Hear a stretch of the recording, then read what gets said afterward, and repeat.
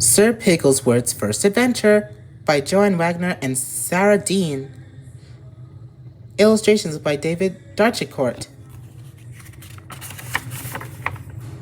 This series is dedicated to the people of New Community Church, Mesquite, Texas. Special recognition to the pastors Chris Rayleigh and Aaron Escamilla, whose flying pig gave wings to my idea. Heartfelt thanks to Sarah Dean and David Darchicourt for their hard work and dedication to making my dream a reality. Many thanks to my family and friends for their support and encouragement for me to pursue my dream. From Joanne Wagner, September 2014. After being knighted by Queen Alexandra for acts of bravery, Sir Pigglesworth was commissioned as her emissary to travel around the world to spread cheer and smiles with all the children he meets. He is to learn about the culture and history of each city he visits and share this information with all children of the world. First up, London, sharing smiles around the world. Get ready to learn and love Sir Pigglesworth as he travels the world in search of fun adventure. Chapter 1. The plane ride had taken far too long for such a small pig. After many hours of sitting still, little Sir Pigglesworth excitedly popped out of his seat and ran off to the plane. Sir Pigglesworth had never been in an airport before. A trip to London with his parents, the Duke and Duchess of Pigglesworth, was a very big treat for him. The young 5-year-old pig was amazed by everything around him that he forgot something very important. He forgot to wait for his parents, but who could blame him? There were so many interesting sights all around to catch his eye. Oh, I'm sure they are just a few steps behind me, he thought. Sir Pigglesworth walked past a gift shop filled with toys. He really liked the dinosaur, cars, and the baseball glove he saw, but not the big yellow bows sitting next to the glove. The bows made him think of his cousin, Andrea. She loved to wear bows on her hair. She even wore a big bow on her curly tail. Sir Pigglesworth thought Andrea looked a little silly, but Andrea always said, "My bows and I are beautiful." As he was thinking of Andrea and her bows, a yummy smell distracted him.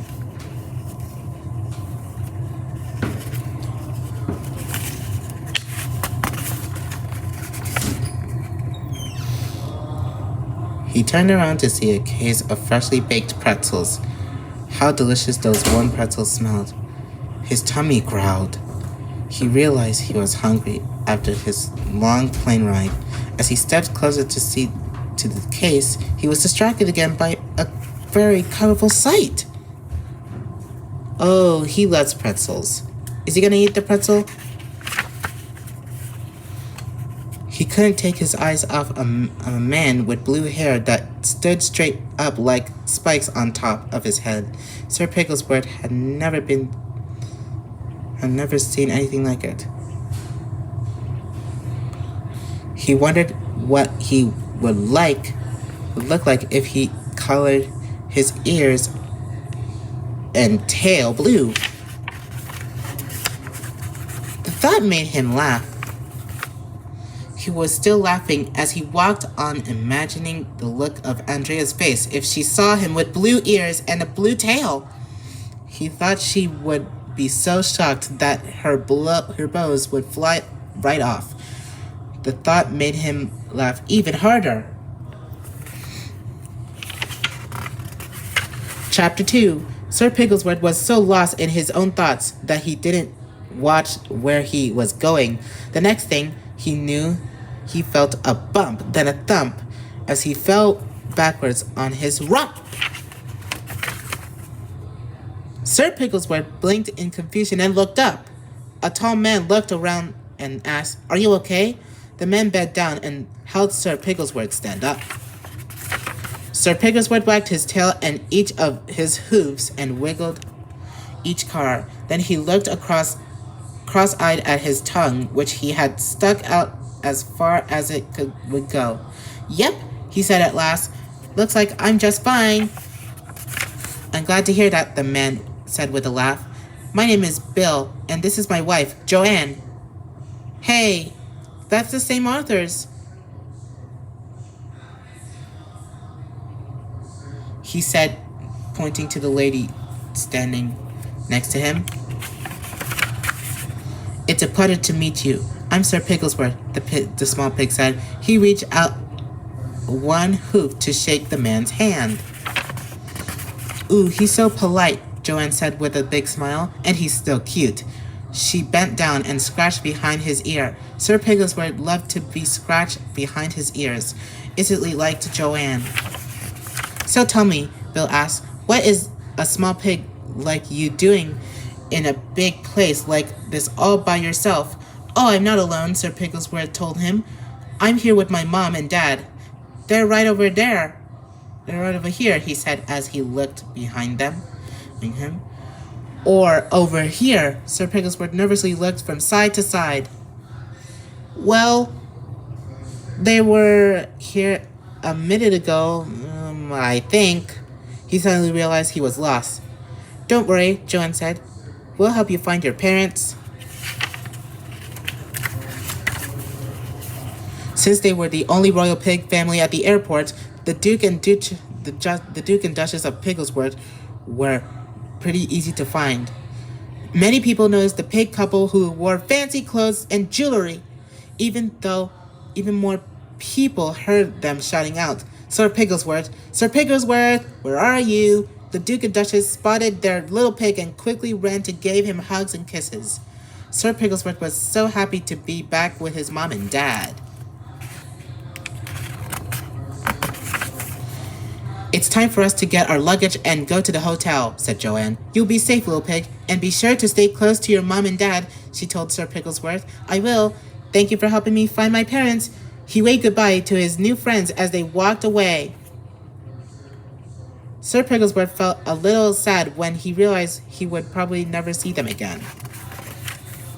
Chapter 3. That night, Sir Pigglesworth and his family went to a restaurant for dinner. He peeked over at one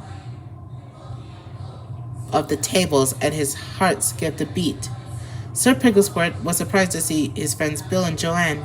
Bill and Joanne spotted Sir Pigglesworth and his family, and they waved.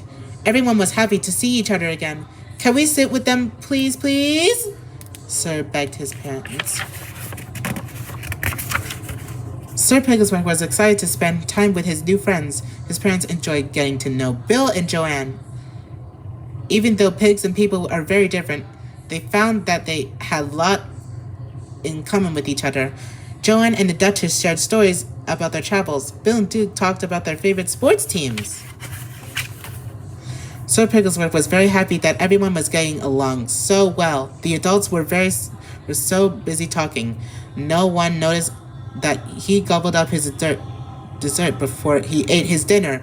After dinner, they all said goodbye again and promised they would keep in touch with each other.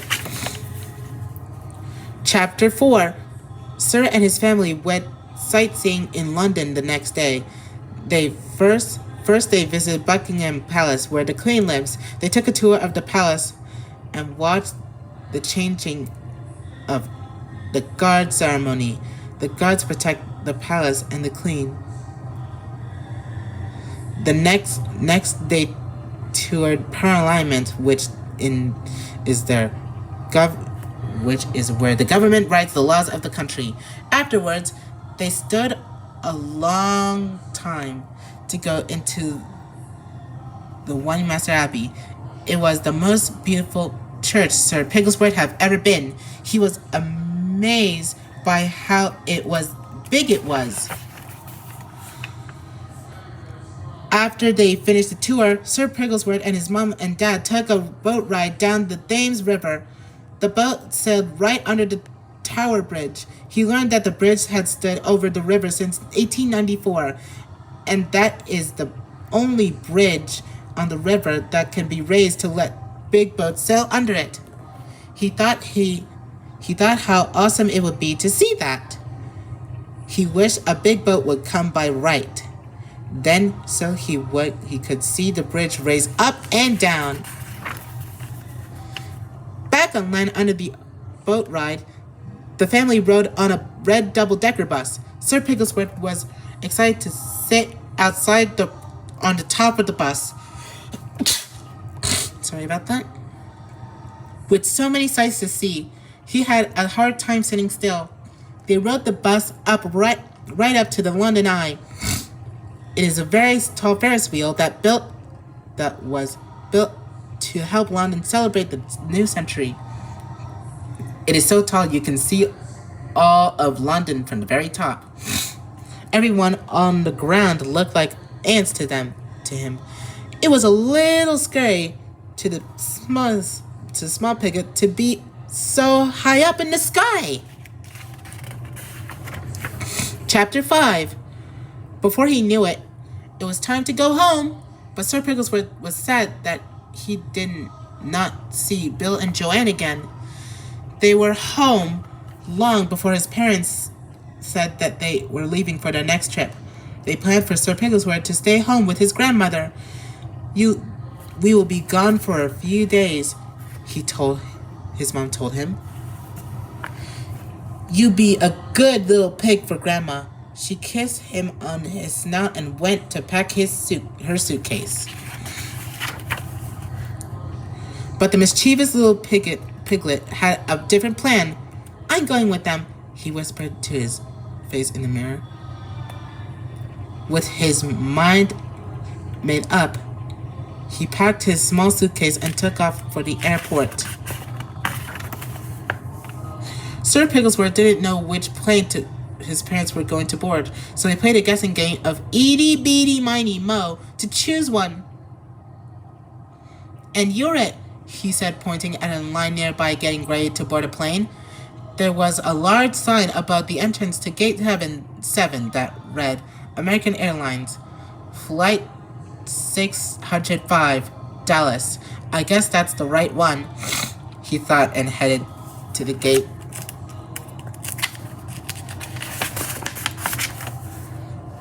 Sir Pigglesworth didn't have a ticket, so he couldn't board the plane like everyone else. Instead, he hid in a woman's carry-on bag as she was waiting to get on the plane. It turned out her bag was too big to carry on, so it was sent to the luggage cargo hold in the very bottom of the plane. Once inside the luggage area on the plane, he wiggled out of the bag and lay among the suitcases that were bouncing all around him. It was a bumpy ride, and it was very cold. Sir Pigglesworth wished he had found a better hiding place. After a long time, the plane landed. Sir Pigglesworth was tossed out onto a conveyor belt with all the suitcases. It was a very fast slide down the ramp to the carousel, and his stomach flip-flopped with fright. He was in a daze as the carousel was slowly moving in a circle. Around and around went the conveyor belt like a giant merry-go-round of suitcases instead of horses.